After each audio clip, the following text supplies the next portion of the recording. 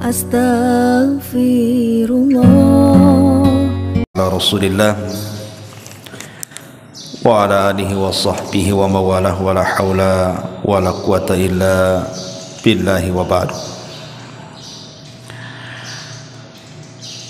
Lanjutkan kajian kita bahas tafsir dari surah-surah pendek dalam juz amma. Dan pagi ini kita masuk pada surah Al-Balad. Suratul Balad secara tartib dari Al-Quranul Karim masuk pada surat yang ke-90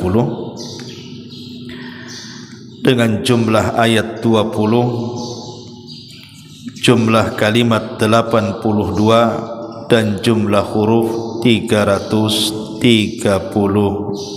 huruf. Dan suratul Balad adalah surah Makkiyah. Adapun asbab nuzul, kenapa surah Al-Balad ini turun, ada dua asbab nuzul yang disebutkan oleh para ulama. Pertama, suratul Balad turun kepada orang kafir yang bernama Abil Asad ibnu Kildah. Abil Asad ibnu Kildah ini Allah subhanahu wa ta'ala berikan kekuatan fisik yang luar biasa, sehingga kalau dia bergulat tidak pernah dikalahkan, karena olahraga di zaman jahiliyah itu gulat. Bahkan dia pernah menantang orang untuk mendorong dia sampai jatuh. Jadi dia berdiri di tengah padang pasir, kemudian didorong oleh banyak orang, dia tidak bergeming sama sekali, saking kuatnya Abil Asad ibn Kildah ini. Sehingga karena dia merasa memiliki fisik kuat, dia pun sombong, naudzubillah. Karena kekuatan yang dia miliki itu justru dalam rangka memerangi Islam,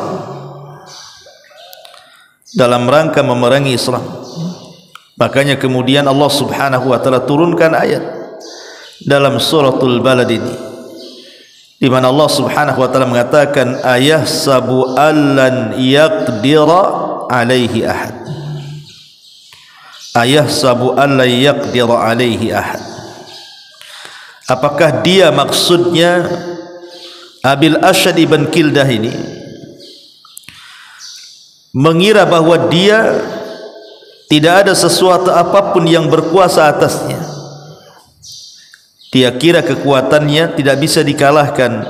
Di sana ada Allah yang menciptakan kekuatan. Ini satu pendapat. Pendapat yang kedua, bahwa asbab nuzul suratul Balad ini turun kepada seorang laki-laki yang bernama Al-Harith ibn Amir ibn Naufal. Al-Harith ibn Amir ibn Naufal, di mana satu hari dia datang kepada Nabi SAW merasa rugi karena dia menghabiskan kekayaannya untuk membayar kafarah dalam Islam. Jadi sedekahnya, zakatnya, kafarahnya itu merasa rugi, seolah-olah Islam itu menghabiskan kekayaannya. Ada juga yang mengatakan bahwa Al-Harith ibn Kildah, Al-Harith ibn Amir ibn Naufal ini dengan kekayaannya justru memusuhi Nabi. Dihabiskan semua kekayaannya hanya untuk memusuhi Nabi SAW. Dari sini turun ayat ayahsabu allam yarahu ahad, di mana Allah subhanahu wa ta'ala mengatakan, apakah dia maksudnya Al-Harith ibn Amir ini mengira bahwa tidak ada sesuatu apapun yang melihat ketika dia menginfakkan kekayaannya untuk memusuhi Nabi?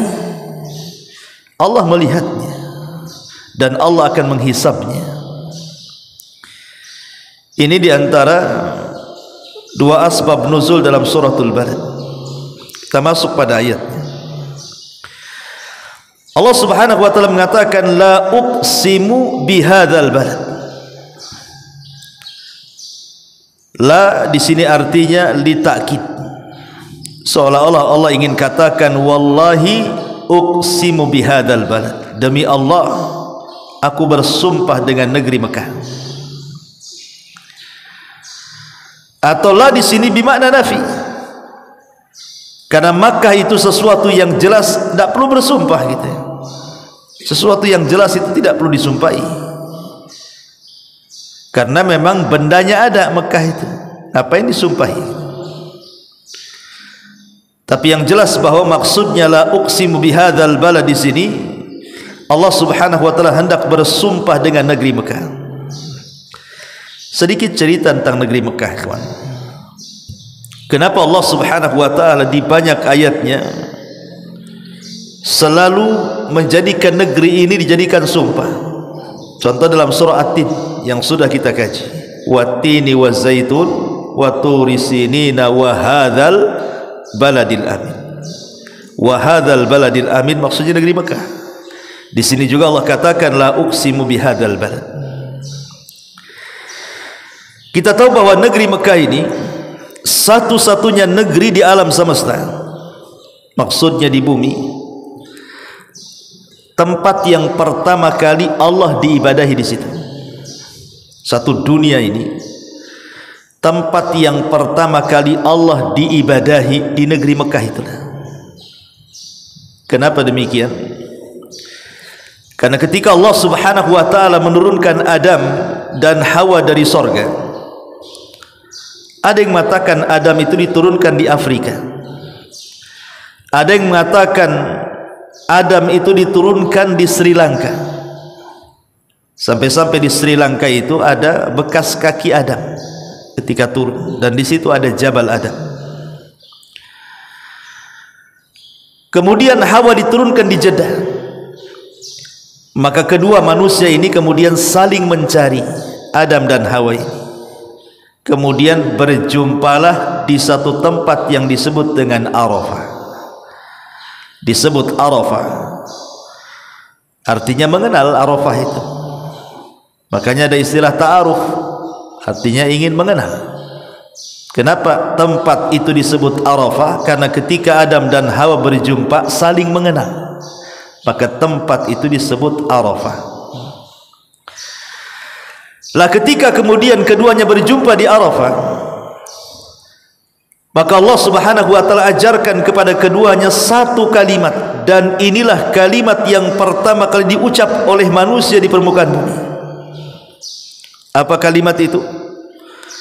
Allah mengatakan fatalaqqa Adam mir rabbih kalimat. Maka Allah ajarkan kepada Adam dan juga Hawa beberapa kalimat. Apa yang dimaksud dengan kalimat dalam ayat ini? Kalimat dalam ayat ini maksudnya adalah Rabbana zalamna anfusana wa illam taghfir lana wa tarhamna lanakunanna minal khasirin. Inilah kalimat pertama yang diucap di bumi. Rabbana, ya Rabb kami, zalamna anfusana, kami sudah mendolimi diri-diri kami.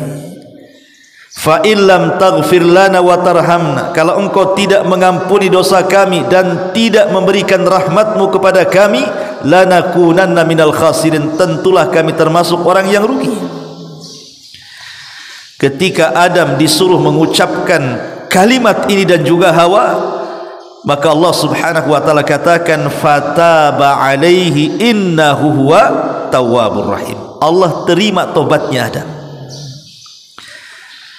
Makanya siapapun yang datang ke Arafah, maka dosa-dosanya akan dihapus seperti Allah menghapuskan dosa Adam. Makanya kalau Allah takdirkan antum haji, maka haji itu puncaknya di mana? Di Arafah. Makanya Rasul mengatakan al-hajju Arafah. Haji itu ditentukan dengan Arafah. Kalau orang haji tidak sempat ke Arafah, nggak akan dianggap hajinya. Makanya siapapun yang datang ke Arafah, kemudian dia berdoa seperti doanya Nabi Adam alaihi salatu wassalam, Rabbana zalamna anfusana wa illam taghfir lana wa tarhamna lanakunanna minal khasirin, maka dosanya akan dihapuskan. Dari sini Rasul sallallahu alaihi wasallam katakan, barang siapa yang haji kemudian pulang kembali ke rumahnya, kharaja kayaumin waladathu ummuhu, maka dia pulang seperti bayi tanpa dosa. Itulah pahala orang haji yang mabrur itu. Pulang haji hilang dosanya, dimulai daripada nol lagi gitu ya. Kemudian setelah Adam dan Hawa pun kemudian diampuni dosanya, artinya sudah tidak punya dosa lagi, maka bergeraklah Adam kemana? Menuju Mekah. Dan Allah subhanahu wa ta'ala sudah bangunkan lewat para malaikat satu rumah yang disebut dengan Baitullah Al-Haram. Jadi Ka'bah itu siapa yang bangun? Malaikat. Sehingga ketika Adam kemudian sampai di Ka'bah yang dibangun malaikat di situ, maka Allah subhanahu wa ta'ala perintahkan untuk tawaf di situ. Maka itulah ibadah pertama kali Nabi Adam dan Hawa berada di Ka'bah. Disitulah tempat Allah pertama kali diibadahi. Makanya kemudian Allah subhanahu wa ta'ala jadikan sumpah dalam ayat ini, la uqsimu bihadzal balad, karena ini tempat yang pertama kali diibadahi. Ma'asyiral muslimin yang dimuliakan Allah subhanahu wa ta'ala, adapun secara khusus kita bagi menjadi beberapa pembahasan. Pertama, di dalam Mekah sendiri ada Ka'bah. Ka'bah adalah satu-satunya tempat yang paling mulia yang diinjakkan manusia di bumi. Di situ ada Hajar Aswad. Dan tidak ada satu batu di dunia yang boleh diusap dalam rangka ta'abbud dan beribadah kepada Allah subhanahu wa ta'ala, ataupun dicium dalam rangka ta'abbud dan beribadah kepada Allah subhanahu wa ta'ala, kecuali Hajar Aswad. Tidak boleh Anda main cium batu sembarang. Pemain jadi di dalam ilmu ini ada batu banyak, kemudian nyium-nyium batu dalam rangka beribadah, tidak boleh. Karena tidak ada batu di bumi ini yang boleh diusap dan dicium dalam rangka beribadah kepada Allah kecuali Hajar Aswad. Dan itu letaknya di Ka'bah. Kemudian di situ ada tawaf. Tidak ada satupun tempat yang boleh tawaf dalam rangka beribadah kepada Allah subhanahu wa ta'ala kecuali mengelilingi Ka'bah. Tidak boleh antum tawaf di mana selain Ka'bah. Di kuburan Hasan, di kuburan Husain, di kuburan Badawi, di kuburan apalah para aulia, para wali-wali itu. Karena tawaf itu hanya disyariatkan di Ka'bah saja, dalam rangka beribadah kepada Allah azza wa jalla. Di situ ada makam Ibrahim. Makam Ibrahim, tempat ketika Ibrahim membangun Ka'bah, selalu apabila selesai bekerja dia tegak berdiri di situ memperhatikan bangunannya. Maka di makam Ibrahim itu ada tapak kaki Ibrahim di situ. Dan di situ disunahkan salat di belakang makam setelah tawaf. Dan itu hanya ada di Ka'bah. Kemudian setelah Ka'bah meluas, di situ ada Zamzam. Tidak ada satu air di bumi yang boleh diminum dalam rangka ta'abbud dan beribadah kepada Allah kecuali Zamzam. Tidak ada satu air di bumi yang diminum dalam rangka ta'abbud dan beribadah kepada Allah kecuali ma'u Zamzam, air Zamzam, karena itu air berkah. Dan itu ada di Mekah. Kemudian Masjidil Haram. Masjidil Haram adalah masjid yang sangat luar biasa. Antum solat di situ, satu kali solat sama dengan 100.000 kali solat di Masjid Nidaul Ilmi. Jadi satu kali solat di Masjidil Haram sebanding dengan 100.000 kali solat di masjid-masjid lainnya yang ada di bumi ini, kecuali Masjidil Haram dan Masjid Nabawi. Masjid Nabawi cuma 1000 kali solat saja, tapi kalau Masjidil Haram 100.000 kali solat.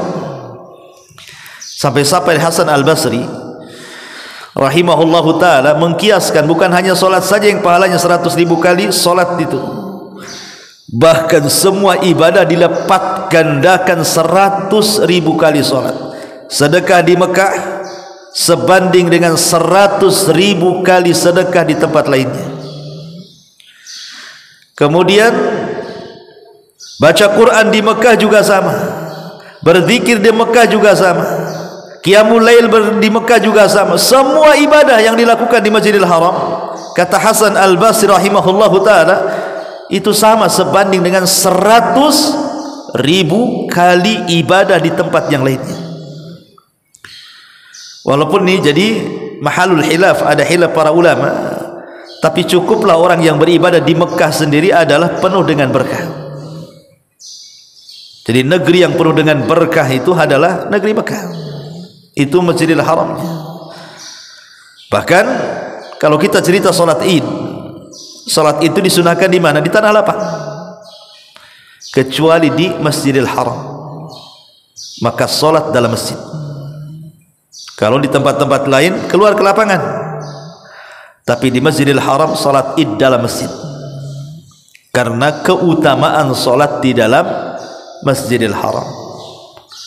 Belum lagi secara umum negerinya, negeri haram, kan ada batasan-batasan tanah haram itu.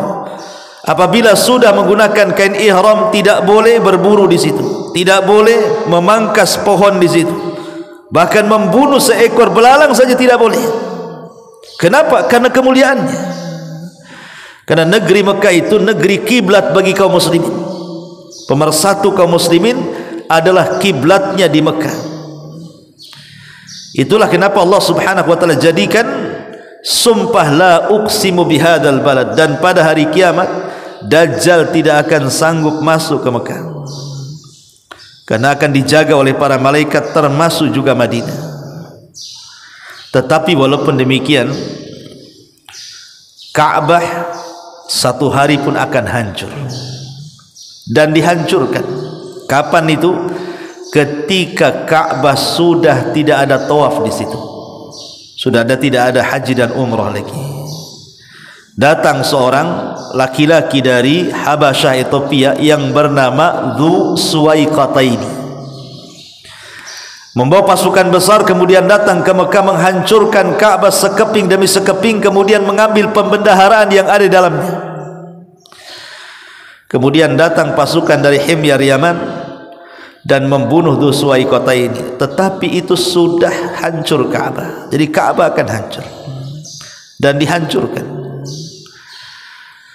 Ma'asyiral muslimin yang dimuliakan Allah Subhanahu wa taala, intinya bahwa Allah Subhanahu wa taala bersumpah dengan negeri Mekah karena keutamaannya, kemuliaannya. La uqsimu bihadzal balad wa anta hillun bihadzal balad, dan engkau hai Muhammad bertempat di negeri Mekah.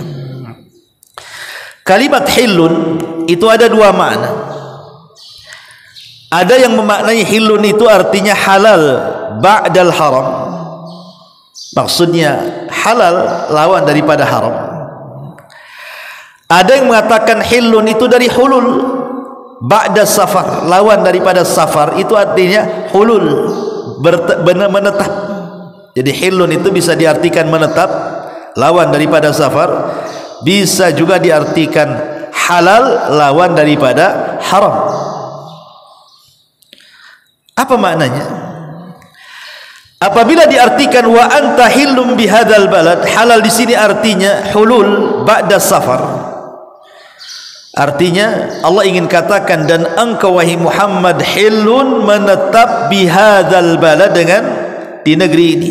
Dan ini kemuliaan. Mekah itu mulia karena dua sebab. Kenapa Mekah itu dimuliakan? Karena dua sebab.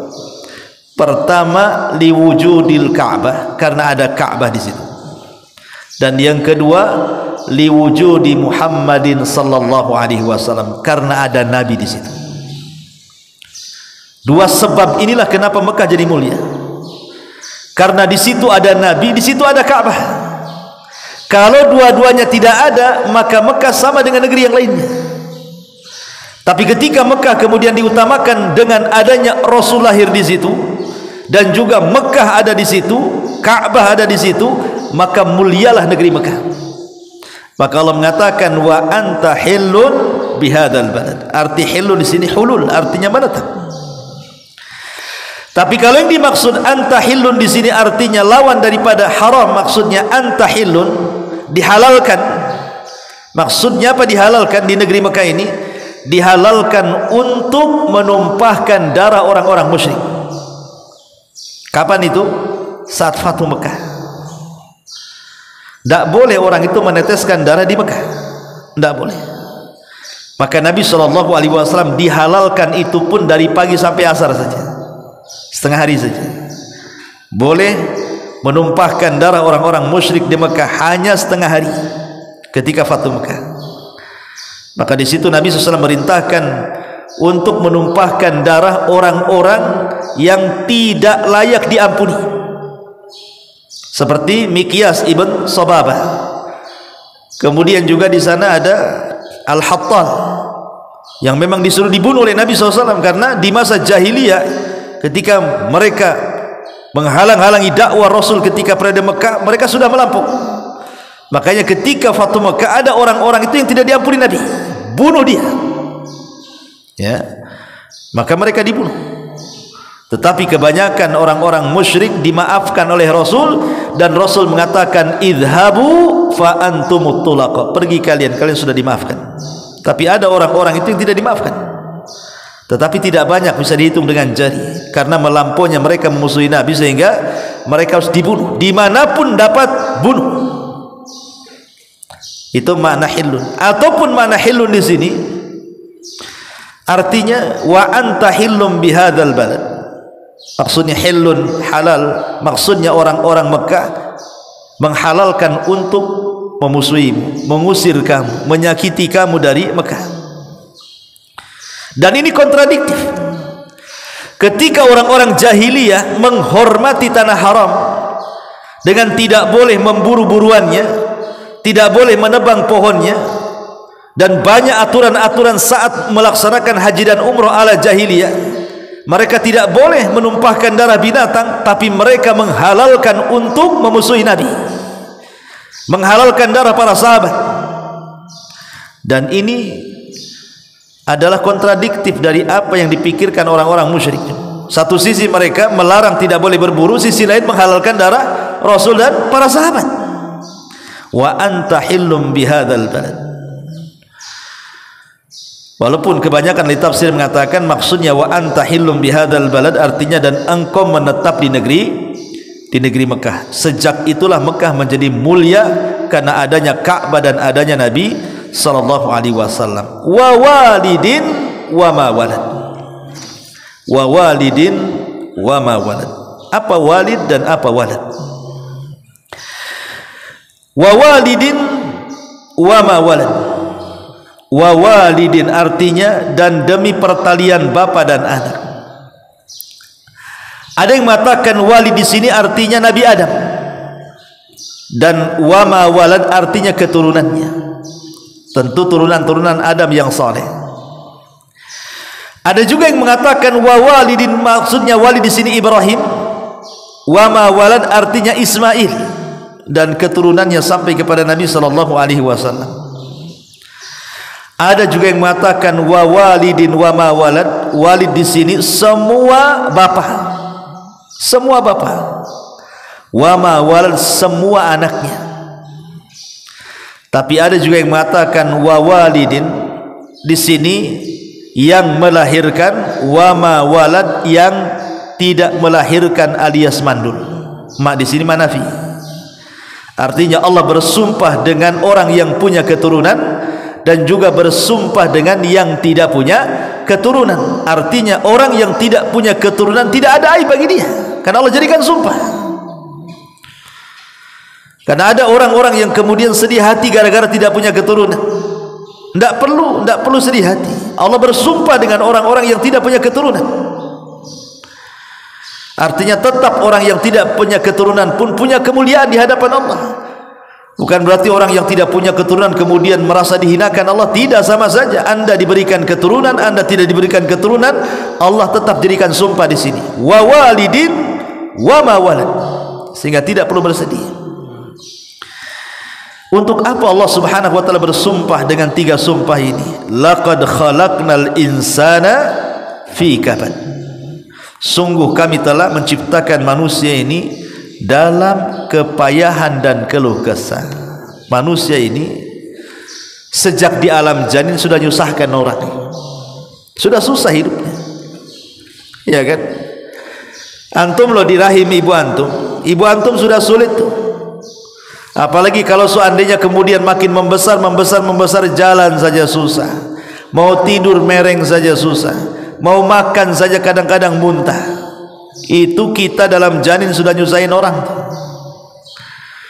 Kemudian kita berojol, makin nyusahin lagi, nangis tiap malam gitu ya, orang tua diganggunya, kemudian buang hajat dicebokin, makan disuapin, kemudian mau ngomong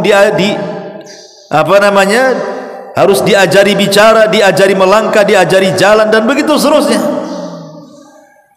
Kemudian besar sedikit harus sekolah, stres lagi. Nanti kemudian menginjak remaja, dan macam-macam keinginannya. Kemudian sudah dewasa pengen kawin, stres lagi. Kemudian mikirkan pekerjaan, stres di pekerjaannya. Kemudian punya anak, stres merawat anaknya. Kemudian anaknya mau nikah, kemudian dinikahkan, kemudian punya cucu. Sejak kapan manusia istirahat, ikhwan? Manusia itu gak akan istirahat. Sejak dalam kandungan sampai dia mati, manusia itu fi kabad. Manusia itu akan lelah. Dan kelelahan inilah yang membuat manusia keluh kesah. Akibat kelelahan akhirnya keluh kesah. Makanya Allah mengatakan laqad khalaqnal insana fi kabad. Manusia itu tidak akan tenang hidupnya. Karena sesuatu hal yang pasti, 3 perkara sering saya ulang. Pertama, dunia bukan tempat istirahat. Dunia ini bukan tempat istirahat, karena dunia ini biladul ibtila, ardul ibtila, tempat orang diuji. Tidak akan istirahat antum. Pamannya 1-2 hari tenang pikiran itu, 3-2 hari stres lagi. 1 bulan tenang pikiran itu, bulan depan stres lagi. Ada orang stres gara-gara ekonomi, ada orang stres gara-gara penyakit, ada orang stres gara-gara istri, suami, anak, ada orang stres gara-gara tetangga, macam-macam orang itu. Manusia itu gak akan tenang hidupnya.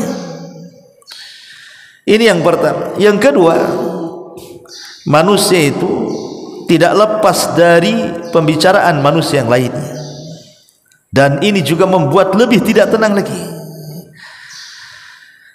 Kalau kita dibicarakan orang, ya kalau kebaikan, senanglah kita kan itu. Kalau yang dibicarakan tentang kita ini keburukan, kita digibahnya, dinamimahnya, digunjingnya, dan dibulinya, difitnahnya, dan begitu seterusnya, nggak akan tenang kita. Kemudian saat sakaratul maut pun tidak akan tenang. Karena setiap kematian manusia pasti mati. Itu pun tidak tenang. Setelah masuk ke dalam kubur tenang? Tidak juga. Ada pertanggungjawaban di situ. Ditanya siapa Rabbnya, siapa nabinya, siapa agamanya. Sampai di padang mahsyar pun tidak tenang. Ada hisabnya. Tempat tenang itu cuma satu, di sorga.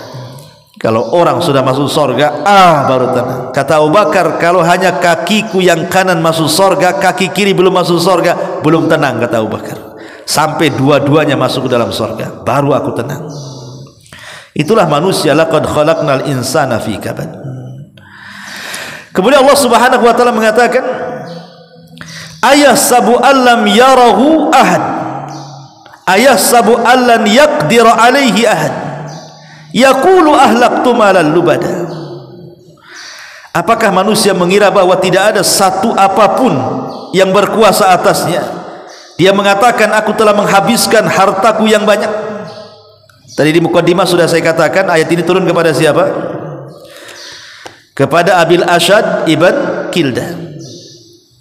Dia merasa kuat, kemudian merasa dia bisa memusuhi Nabi SAW dengan kekuatannya dan dengan kekayaannya. Dia pun sombong.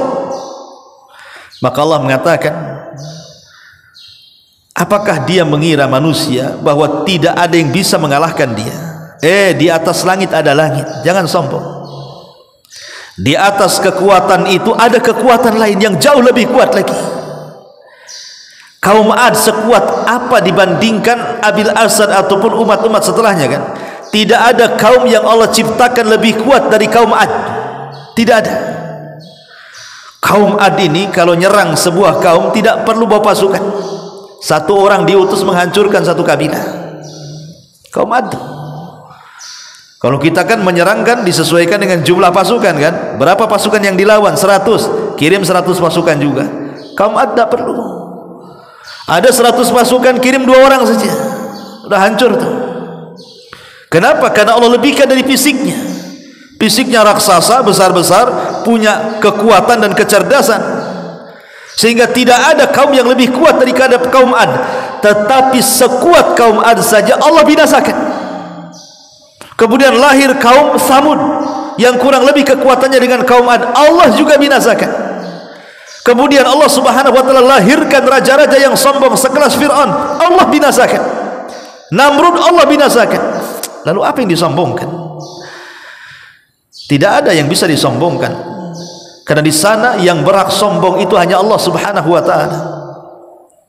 Qarun dengan segala kekayaannya sombong, Allah juga binasakan.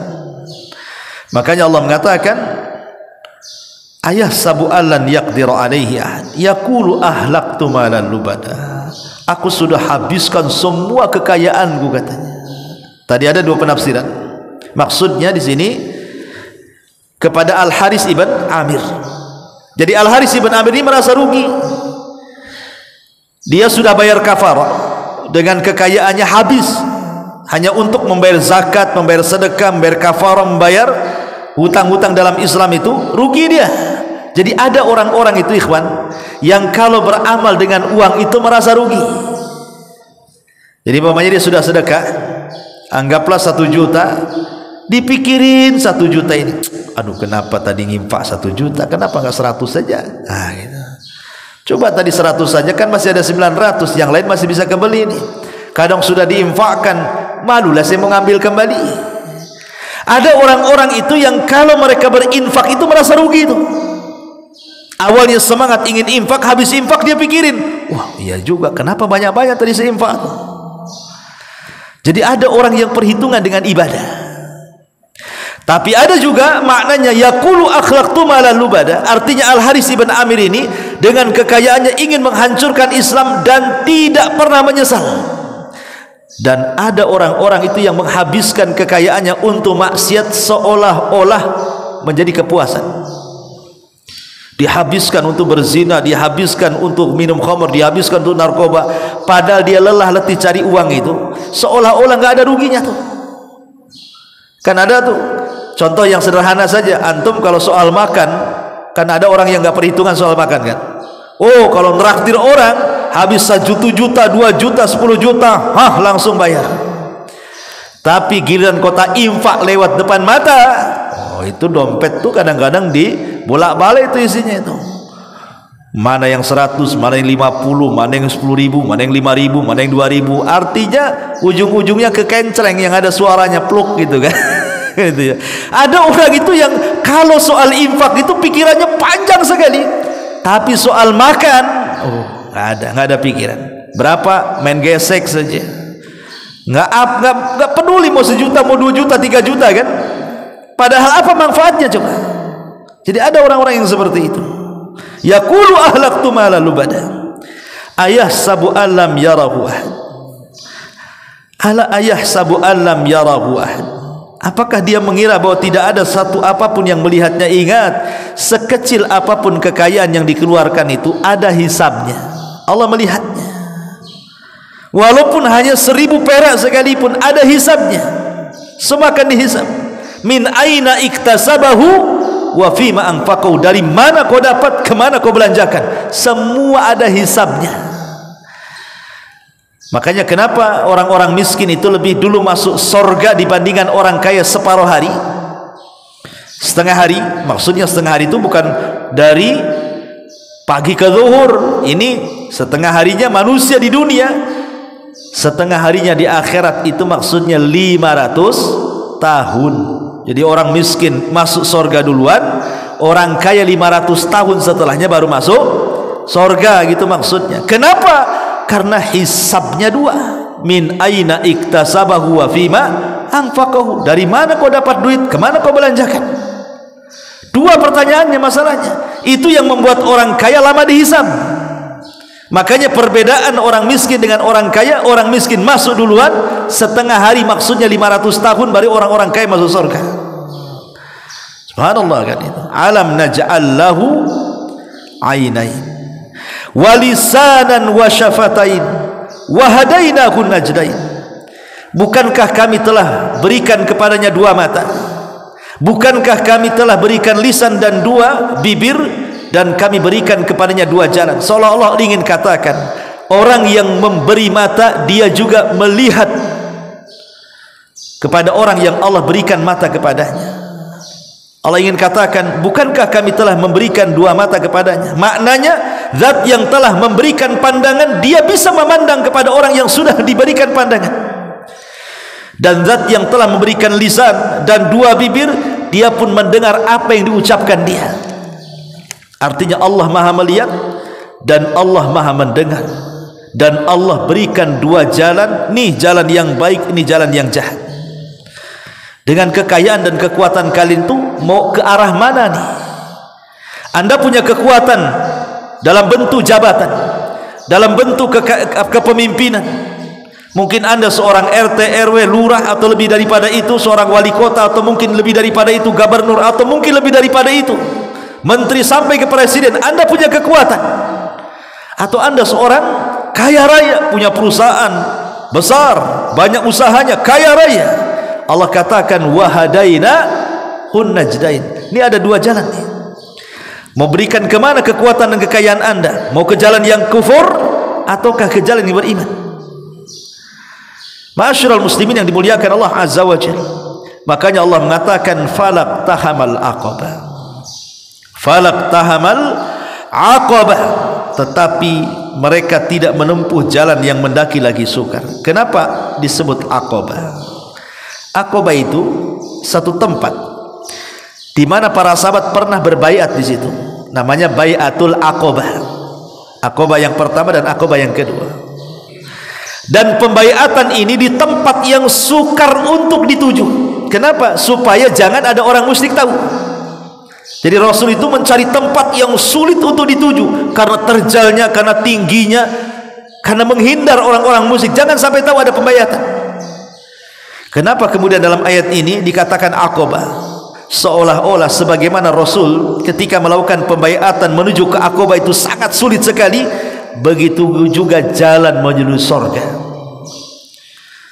Jalan menuju surga itu penuh dengan jalan-jalan sukar lagi mendaki. Bukan mudah orang masuk surga itu. Tetapi falak takamal aqabah, ada jalan-jalannya. Jalan yang sulit untuk didaki. Apa saja jalan-jalan menuju surga yang sulit lagi sukar itu?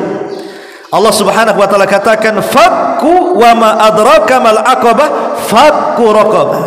Pertama, fakku raqabah, memerdekakan budak. Kalimat fakku raqabah ini maksudnya merdekakan budak. Boleh jadi mungkin kita punya budak kita merdekakan, atau kita beli budak kemudian kita merdekakan, atau ada budak ingin merdeka. Kepada tuan yang ngomong saya ingin merdeka, bayar berapa? Maka tuannya tidak boleh menghalang-halangi budaknya untuk merdeka.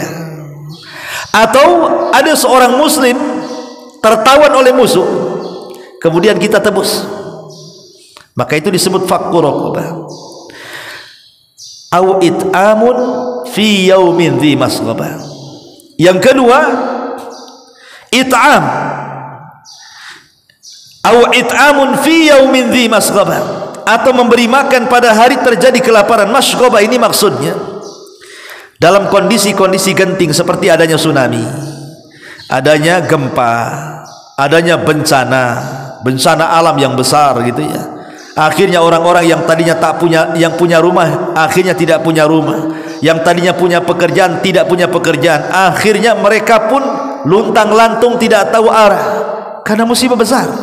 terpaksalah tinggal di pengungsian. Itu disebut masghabah namanya. Jadi kita membantu orang-orang yang berada di pengungsian, yang mereka betul-betul sedang berhajat kepada kita. Itu diantara iqtahamal aqabah. Kemudian yang ketiga, yatiman dza maqrabah, ataupun anak yatim yang ada hubungan kerabat. Yatim ini ada dua, ada yang ada hubungan kerabat, ada yang tidak ada hubungan kerabat. Kalau yang tidak ada hubungan kerabat berarti hanya sekedar sedekah. Tapi yang ada hubungan kerabat dua, sedekah dan silah. Sedekah satu sisi, silaturahim satu sisi. Tapi kalau yang tidak ada hubungan kerabat hanya sedekah saja, tapi tidak ada silaturahim di situ. Lah sebaik-baiknya kalau ingin merawat anak yatim, maka carilah yang ada hubungan kerabat. Au yatiman dza maqrabah, au miskinan dza matrabah, atau orang miskin dza matrabah. Matrabah itu artinya turab, yang melekat ke tanah seolah-olah, atau membantu orang yang sangat-sangat miskin. Bukan hanya miskin, sangat miskin. Ya, cari orang yang paling miskin di kota Batam ini. Nah, itu maksudnya dza matrabah di sini. Thumma kana minal ladzina amanu wa tawassaw bis sabri wa tawassaw bil marhamah. Kemudian dia termasuk orang-orang yang beriman, yang saling berpesan dan bersabar dan saling berpesan untuk berkasih sayang. Ulaika ashabul maimanah, dan merekalah golongan orang-orang yang kanan. Walladzina kafaru bi ayatina hum ashabul mas'amah alaihim narum muqsadah, dan orang-orang yang kafir kepada ayat-ayat kami, mereka itu adalah golongan kiri, mereka berada dalam neraka yang ditutup rapat-rapat. Di akhirat itu ada yang disebut dengan sabiqum bil khairat, ataupun disebut muqarrabun, orang-orang yang dekat dengan Allah. Dan itu sedikit, mereka para nabi, para siddiqin, para syuhada. Kemudian yang kedua ada yang disebut ashabul yamin. Ashabul yamin, ini ashabul yamin di sini. Kemudian di sana ada orang-orang yang zalimul li nafsi, orang-orang yang zalim kepada dirinya. Dia ashabul yamin, tengah-tengah. Tengah-tengah. Sama kalau kita mau cerita Ramadan. Orang dari Ramadan ini terbagi menjadi tiga. Ada orang yang sebelum Ramadan dia ahli maksiat, masuk Ramadan tidak mau ibadah, keluar Ramadan ahli maksiat lagi. Ini orang paling celaka. Ini disebut zalimul li nafsi. Kelompok yang kedua sebelum Ramadan ahli maksiat, masuk Ramadan ahli ibadah. Orang puasa ikut puasa, orang tarawih ikut tarawih, orang ngaji ikut ngaji. Keluar Ramadan maksiat lagi. Disebut muktasid, tengah-tengah, agak bagus lah kan gitu. Tapi ini seburuk-buruk kaum juga nih, hanya menjadikan Ramadan itu sebagai tempat ibadah, seolah-olah Tuhan itu hanya di bulan Ramadan saja. Kelompok yang ketiga, kelompok yang sebelum Ramadan memang dia ahli ibadah, masuk Ramadan tambah ibadah, keluar Ramadan istiqamah dengan ibadah. Itu disebut sabiqum bil khairat. Makanya Allah mengatakan, "Tsumma awrathnal kitabal ladzina astafaina min ibadina faminhum zalimul li nafsi wa minhum muqtasid wa minhum sabiqum bil khairati biidznillah dzalika huwal fadlul kabir." Kemudian kami wariskan Al-Quran kepada hamba-hamba kami yang kami pilih. Di antara mereka ada yang mendolimi dirinya. Ini orang yang paling celaka. Di antara mereka yang tengah-tengah, yang menjadikan Ramadan tempat ibadah, di luar Ramadan tempat maksiat. Tapi ada sabiqum bil khairat. Lah yang tengah-tengah itu disebut ashabul yamin. Di sana ada zalimul li nafsi, ada ashabul yamin, dan ada sabiqum bil khairat. Lah di sini Allah ceritakan tentang ashabul yamin, dan ini yang paling banyak, ashabul yamin. Ma'asyiral muslimin yang dimuliakan Allah Subhanahu wa taala, ini di antara tafsir singkat daripada suratul Balad karena waktu juga. Subhanakallahumma bihamdika asyhadu an la ilaha illa anta astaghfiruka wa atubu ilaik. Allahu ta'ala. Assalamualaikum warahmatullahi wabarakatuh.